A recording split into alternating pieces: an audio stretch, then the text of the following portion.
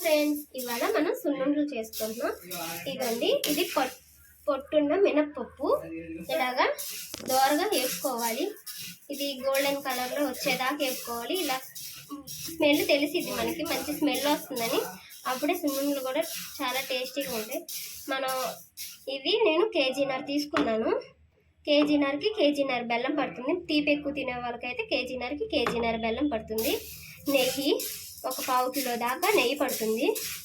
యాలకులు ఇవి ఇలా వేసుకుందాం. ఈలోపు దోరగా వేసుకొని రెడీ చేసుకుందాం. చూసారా ఫ్రెండ్స్, ఇలాగా ఈ కలర్లోకి రావాలి. ఇలా వేసుకోవడం వల్ల ఏంటంటే సున్నుండలు కూడా చాలా టేస్ట్గా కూడా ఉంటాయి. ఇప్పుడు స్టవ్ ఆఫ్ చేసుకుందాం. చాలు, ఈ కలర్లో అయితే చాలు.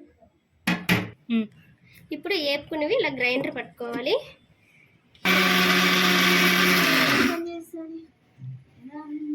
ఇంకా ఇలాగా మరీ అంత మెత్తగా చేసుకోమాకండి, ఏంటంటే నోటికి మరీ అతుక్కుపోయేటట్టు ఉంటుంది. ఇలా బరకగా చేసుకోవాలి. మొత్తం ఇలా గ్రైండ్ చేసుకొని ఇక బెల్లం ఇలా కొట్టుకోవాలి. ఇలా కొట్టుకొని మొత్తం దీంట్లో వేసుకోవాలి.